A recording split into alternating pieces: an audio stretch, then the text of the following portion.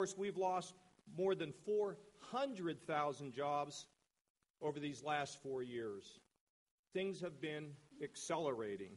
As a result, we have experienced unacceptable levels of poverty and homelessness.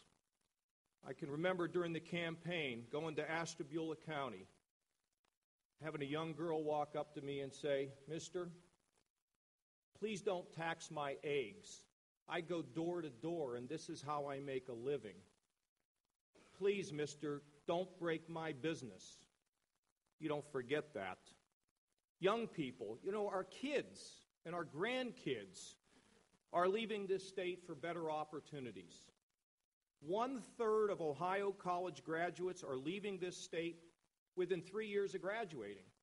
Our best and our brightest, our seed corn, have decided that they need to go somewhere else to realize their hopes and dreams. That's a terrible situation. Too many of our successful entrepreneurs flee the state to escape high taxation.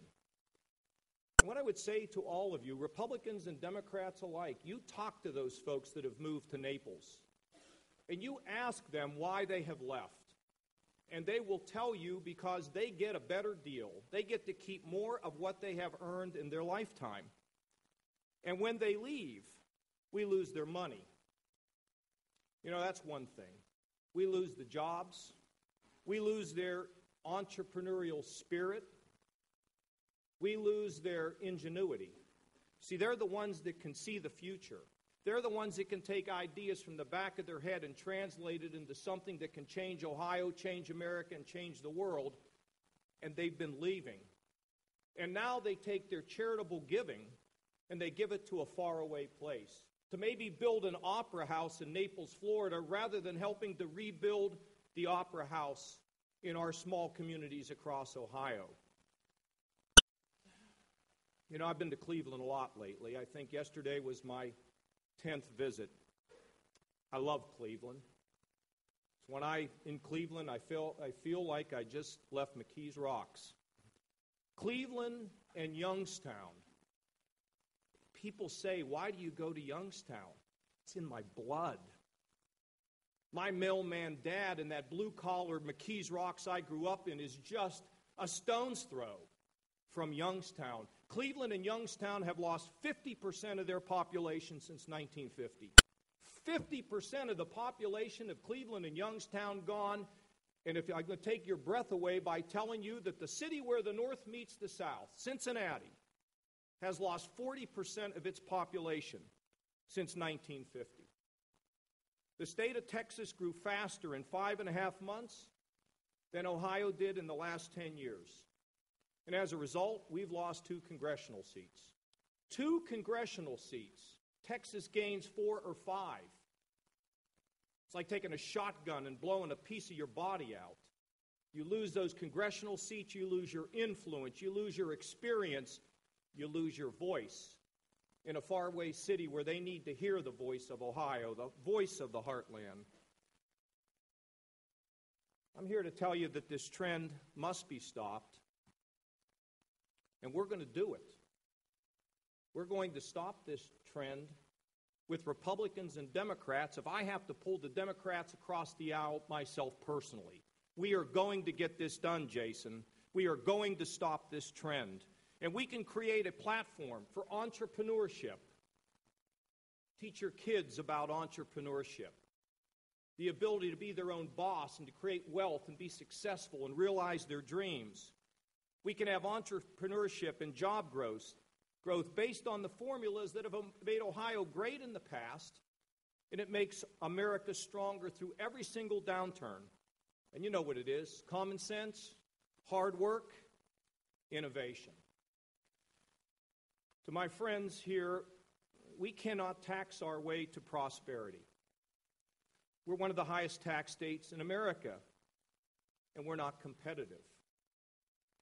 You get these calls from companies saying, "We're thinking about going. We can't make the profit here. We can't make the numbers work." Well, Ohio has been under siege, and not just from India and China. And yes, we live in a global world, and they're looking every day to take our simple products and move them overseas. And I want all of you to know that I have told one Chinese delegation over after another that we don't like the fact that you manipulate your currency. We do not like the fact that you don't play on a level playing field when you trade with us, and it will stop. And we will be a strong voice in Ohio to make sure we get our fair share. India and China.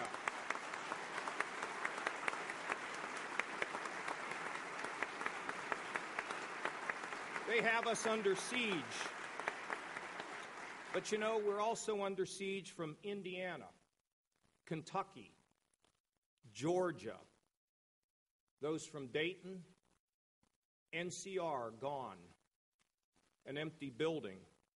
We're under siege from North Carolina, from Florida, from Texas. They all come inside the boundaries of Ohio, and they try to lure away our best and brightest. They take our jobs.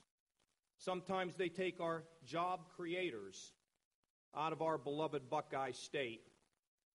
We're not going to let that continue. We cannot afford to let that continue. But I must also tell my colleagues here today that while I believe we can't tax our way to prosperity, we can't cut our way there either. We cannot cut our way there either. If you examine any successful business, it's absolutely critical that that business controls its costs. Ohio is going to have to control its costs only to set the stage for the creation of new products, just like businesses. You see, they control their costs, they create new products, they find new customers, and they develop innovative solutions. And this is what allows the great companies to flourish, whether it is Google or whether it is Yahoo, whether it's Oracle. Every day they think about controlling costs and devising new and exciting ways to solve problems. Google's in a dictionary. I met those guys when they drove in a Volkswagen with their inline skates tied to the roof. And they've changed the world. They have changed the world. And the same formula that allows businesses to flourish, it's the same formula that can allow us to build a strong Ohio. Yes, control our costs and begin to innovate. We are putting a budget together that can transform our state. If you've seen a lot of change in these first 7 weeks, you ain't seen nothing yet. We are going to transform this state.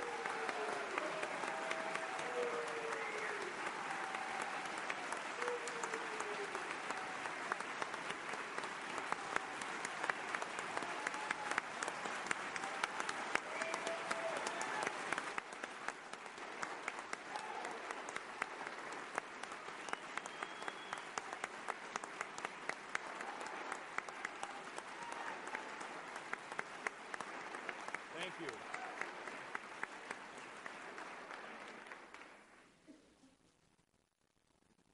I think I stood a couple times for Bill Clinton in his State of the Union. Maybe I can get him up before the day is over. We'll see. Well, let me tell you, because there's some good things that we've already done. You know, we are going to reform government. Okay, it's going to happen. And I'm asking you all to keep an open mind about the possibilities of reform, because we can't keep doing the same thing in this state and avoiding the decisions that need to be made that have been put off for political reasons, frankly. That's what it's been all about. Too much politics. Too much worrying about ourselves and our party and not enough about the folks that put us in office. We're going to preserve our income tax cut that we got in January, because that's going to allow us to be more competitive. We will not be raising taxes in this state.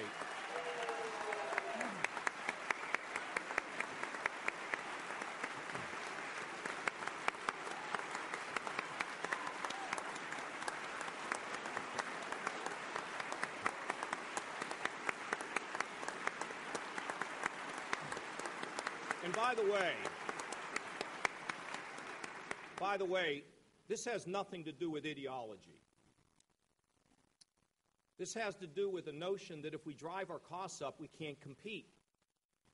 The higher our costs are, the more opportunity another state has to come in here and offer a better deal. So that's why we can't raise taxes.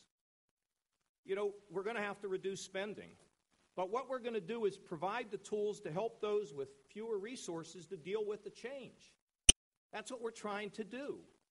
In everything we're moving forward, it's designed to let you be able to manage your costs and deal with fewer dollars. Because if we can control our spending and begin to innovate as we have started, this will allow us to create a platform for economic growth. We need to restore the incentives for risk-taking. We need to restore entrepreneurship, and most important, spur the creation of jobs in our state. And let me just have you think about this. If you've spent a lifetime building a business, let's say you built Cardinal Health. You built it from the trunk of your car, and you created something that has lifted families and allowed families to educate their kids, and who knows what's happened with those kids, huh? Maybe they're doctors. Maybe they're teachers. Maybe they're policemen and firemen that run into a building and save somebody. These are people who have been educated, and now when the gentleman that builds that business decides to sell part of that business, if he lives in Ohio, he's paying as much as 22 or 23 cents on every dollar he sells. If he lives in some parts of Florida, he's paying 15%. Now, where do you think you're going to live? You're going to live where it pays off to honor the work that you did. And I want you to understand that a rising tide of revenue that is created by creating jobs in this state, it helps everybody. It helps our families. It helps our communities. It saves our schools. It helps our hospitals. You see, we can't keep going backwards. We can't keep losing hundreds of thousands in jobs. It just kills our little communities. It sucks the energy out. But if we can get back to a growth agenda where people say, I want to risk take, I want to invest, I want to put back into the state of Ohio, we'll have a growth agenda. It was only John Kennedy that said a rising tide lifts all boats. He was right when he said it in 1962. Of course, that's as true today as it was then. Now, folks, this budget, and you're going to get a look at it next Tuesday, this budget deals with an unprecedented $8 billion hole. People say they did a good job. I come to work, I got an $8 billion hole. Never been happened before in Ohio's history. Well, I tell you what, we've been looking at this for a long time, and we believe in not just cutting a budget. Oh, there will be cuts, but that's not the way to get there. We believe in restructuring. Restructuring means providing a better product at a lower cost to the taxpayer. We have to do as much restructuring, and I would invite everyone, when you see this budget, to think about other things, other innovative solutions that can help us to get our job done by providing a better solution at a lower cost. And I want to tell you about a couple of them.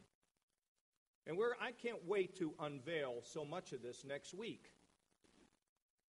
If your mom and dad want to stay at home instead of going to a nursing home, we should help make that happen. You got what I'm saying?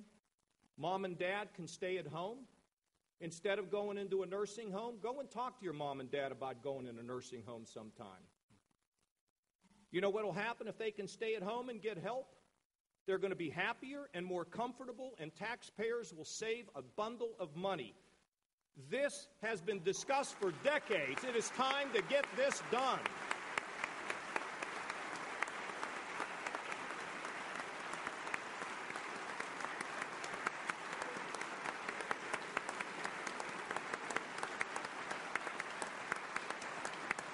You see,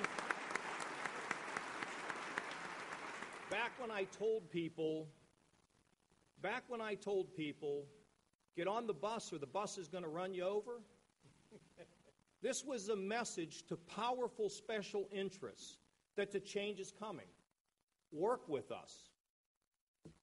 This has not happened because politics was placed first. Oh, and nobody should kid anybody else. This was about a money game. That's why we didn't let mom and dad have the resources necessary to be in their own home rather than a nursing home. We got to do this together, folks. Republicans and Democrats have long favored sentencing reform. Oh, we didn't get to this because we were afraid also. 47% of our inmates sit in our state prisons for less than a year. And they sometimes sit next to hardened criminals. It raises the recidivism rate. Costs taxpayers a fortune. Again, to everyone who's here, 47% of people are in that prison for less than a year, and we're sticking them in there next to somebody who's been a hardened criminal, a murderer, or a God knows what else. And then they get out, their lives, in too many cases, are ruined. It doesn't even make any sense. And the reason we haven't changed it is because of fear. Well, Kasich, you weren't with me on the last bill, but you're going to get some sentencing reform in this budget bill. And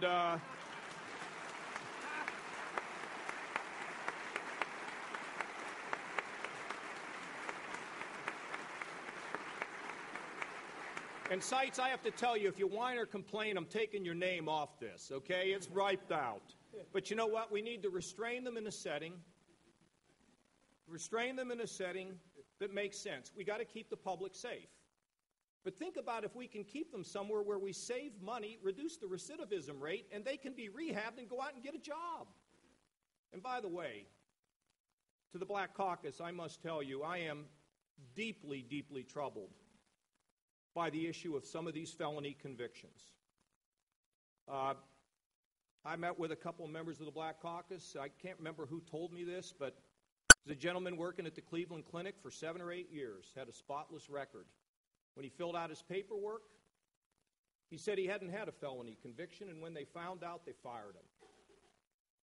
You know, we went to bat for this lady in Akron, charging her with a felony because she's trying to protect her kids and not have kids wandering the streets and have kids that are protected. I've sent it to the parole board. Members of the legislature, we don't want to ruin people's lives if there is a chance to give them a second chance if it is appropriate. And we have to work through it together. We don't want to wreck somebody forever when it makes no sense. Thank you. Thank you.